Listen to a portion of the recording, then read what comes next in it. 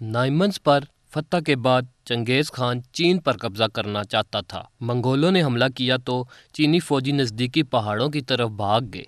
منگول شہر میں داخل ہو گئے اور انہوں نے مردوں، عورتوں اور بچوں کو بلا تفریق گاجر مولی کی طرح کاٹ ڈالا۔ ملک چین میں بھڑکتی آگ ٹھنڈی کرنے کے بعد اس نے اپنی مغربی سرحدوں کی طرف توجہ مبذول کی، جہاں تتار اور منگول سرحد ترکستان اور مسلمانوں کی ایک ریاست خوارزم سے جا ملی۔ محمد علی شاہ خوارزم نے سلطنت سلجوق خاندان سے حاصل کی۔ جس وقت چنگیز یہاں پہنچا تو سلطان محمد شاہ یہاں کا حکمران تھا۔ چنگیز خان نے اسے طائف بھیجے اور محبت، دوستی اور صلح کا عہد پختہ کیا۔ جو طائف خوارزم شاہ کی طرف روانہ کیے گئے ان میں ایک اونٹ کی گردن کے برابر سونے کا ڈلہ تھا۔ راستے میں ایک مقام پر وہاں کے حاکم انالجک نے مال و زر کی لالچ میں اندھا ہو کر قافلے پر جاسوسی کا الزام لگا کر یہیں روک لیا۔ سلطان نے نتائج کی پرواہ کیے بغیر انالجک کو لکھ بھیجا کہ جیسے مناسب سمجھو ویسے ہی کرو۔ انالجک نے تمام تاجروں کو ہلاک کر کے مال و زر ضبط کر لیا۔ چنگیز خان بہت برہم ہوا۔ چنگیز خان نے حکم دیا کہ ترکستان اور چین کے لشکر اکٹھے کیے جائیں۔ یوں 800 علم نمودار ہوئے۔ ہر علم کے نیچے 1000 سوار تھے۔ منگولوں کی فوج ٹینگری کے پہاڑوں سے خوارزمی سلطنت میں داخل ہوئی۔ کاشغر کے صوبے میں خوارزمی توختگان اور منگول توشی کا آمنا سامنا ہوا۔ توختگان توشی سے شکست کھا کر بھاگ نکلا۔ سلطان بھی اسی علاقے کے آس پاس تھا۔ وہ فوراً توشی کو سبق سکھانے پہنچ گیا۔ زبردست جنگ ہوئی۔ بظاہر توشی کا پلڑا بھاری تھا، مگر اسے معلوم تھا کہ وہ اپنے سے 2 گنا بڑے لشکر کا مقابلہ نہیں کر سکے گا۔ وہ راتوں رات الاؤ روشن چھوڑ کر اپنے لشکر سمیت میدان سے نکل گیا۔ صبح کے وقت ترک جو اب تک ہر جنگ میں فتح یاب ہو رہے تھے، اتنی بڑی تعداد میں اپنے فوج کی لاشیں دیکھ کر فکر مند ہوئے۔ شاہ کے دل میں ان وحشیوں کا ڈر بیٹھ گیا۔ علاؤ الدین کے 5 بیٹوں میں جلال الدین جو قابل اور لائق تھا، اس نے شاہ سے فوج کی کمان لینے کا کہا، مگر شاہ نے اس کی بات کو رد کر دیا۔ سلطان کا مورال دشمن کے سامنے گر چکا تھا۔ یہاں سلطان کو اپنا کردار بھرپور طریقے سے ادا کرنا چاہیے تھا، لیکن وہ ناکام رہا۔ علاؤ الدین کی پسپائی پالیسی نے مسلم افواج کے جنگی جذبے پر کاری ضرب لگائی، جس وجہ سے چنگیز آگے بڑھتا گیا۔ اس نے انالجک کو سزا دینے کی ٹھانی۔ انالجک نے جواں مردی سے مقابلہ کیا، یہاں تک کہ جب اس کے پاس ہتھیار ختم ہو گئے تو وہ پتھروں سے لڑنے لگا۔ لیکن یہ حربیں تب تک کامیاب ہوئے جب تک چنگیز خان کا حکم تھا کہ انالجک کو زندہ گرفتار کیا جائے۔ آخرکار انالجک گرفتار ہو گیا، شہر کو صفحہ ہستی سے مٹا دیا گیا۔ انالجک کے بارے میں چنگیز خان نے کہا کہ اسے سونے چاندی سے بڑی محبت ہے، چنانچہ اس کی آنکھوں اور کانوں میں چاندی پگھلا کر ڈال دی گئی۔ گورنر نے چیخ چیخ کر جان دے دی۔ دوسری طرف منگولوں نے خوارزم شاہ کا پیچھا کیا۔ خوارزم کشتی میں بیٹھ کر بھاگ رہا تھا کہ منگولوں نے اس پر تیروں کی بارش کر دی، مگر خوارزم بچ نکلنے میں کامیاب رہا۔ منگول وہاں سے پلٹے اور علاؤ الدین خوارزم کی حرم کی خواتین بیگمات، شہزادے اور شہزادیوں پر حملہ آور ہوئے۔ شہزادوں کو قتل کر دیا گیا اور خواتین کو منگول سرداروں میں بانٹ دیا گیا۔ اس خبر کو سن کر خوارزم شاہ صدمے سے دوچار ہوا اور جان بھر نہ ہو سکا۔ اب بڑے بیٹے جلال الدین کی جگہ اذلاق کو ولی عہد مقرر کیا گیا، مگر جلال الدین نے اس میں دلچسپی نہ لی اور امور سلطنت میں پہلے کی طرح ہی دلچسپی لیتا رہا۔ شخصیت کے لحاظ سے وہ اپنے باپ کا متضاد تھا۔ چنگیز کو معلوم تھا کہ صرف جلال الدین ہی ہے جو عوام میں جوش و ولولہ پھر سے پھونک سکتا ہے اور وہی اس کا مقابلہ کر سکتا ہے۔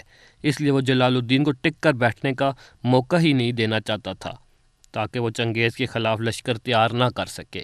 جلال الدین ایک بڑا لشکر تیار کرنا چاہتا تھا، مگر اس کے بھائی اذلاق جو اس وقت سلطان تھا نے دل و جان سے اس کی مدد نہ کی۔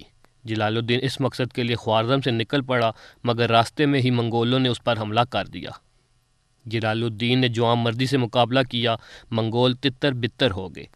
دوسری طرف ایک اور منگول گروہ اذلاق اور آگ شہزادے کی راہ میں گھات لگا کر بیٹھا تھا۔ جب منگولوں نے حملہ کیا تو شہزادوں نے بہادری کی نئی تاریخ رقم کر دی اور میدان ان کے ہاتھ رہا۔ منگول بھاگ نکلے۔ شہزادوں کی جنگی بصیرت کی کمی ہی تھی کہ انہوں نے اسی میدان میں پڑاؤ ڈال لیا۔ منگول ایک بھاری لشکر لے کر آئے اور میدان کو لاشوں سے بھر دیا۔ ادھر جلال الدین نیشا پور پہنچ گیا۔ ایک منگول لشکر مسلسل اس کے تعاقب میں تھا۔ جلال الدین نے پیش قدمی جاری رکھی۔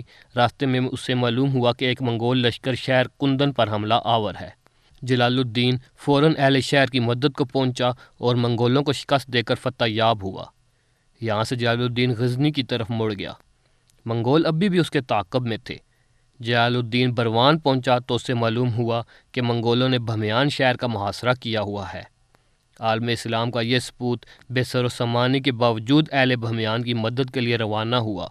منگول اس کے خوف سے محاصرہ اٹھا کر دریائے آب عبور کر گئے اور رات کے اندھیرے میں وہاں سے کھسک گئے۔ ان حالات میں جب عالم اسلام کا قلب تباہ ہو چکا تھا، ایک تباہ حال سلطان جس کی کوئی سلطنت اور باقاعدہ فوج نہ تھی کہ دہشت کا یہ عالم تھا کہ منگول وحشی اس سے مقابلے سے کتراتے تھے۔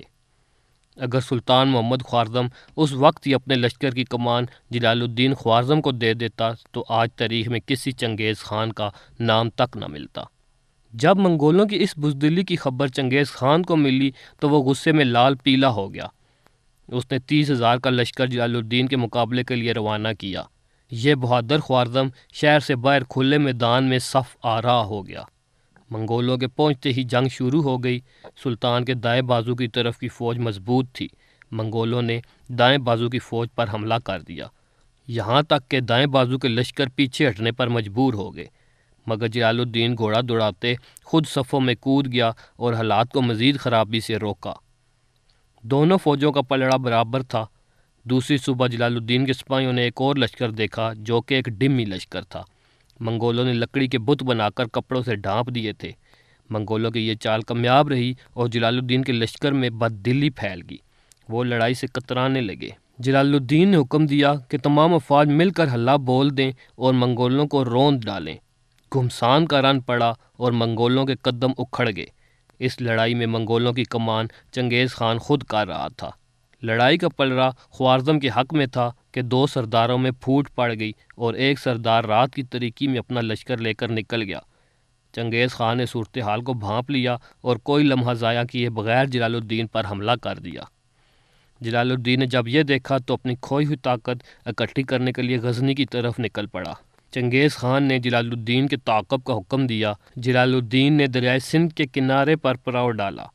رات کی تاریکی میں منگولوں نے اسے 3 اطراف سے گھیر لیا۔ لڑائی کے علاوہ کوئی چارہ نہ تھا۔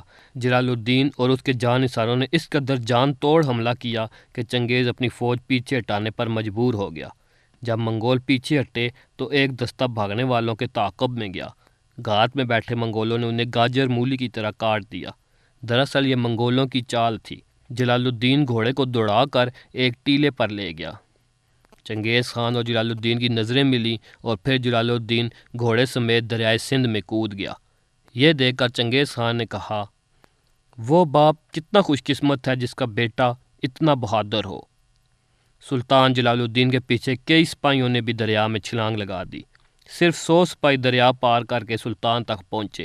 یہ نہتے سپاہی اب ہندوستان کی سرزمین پر تھے۔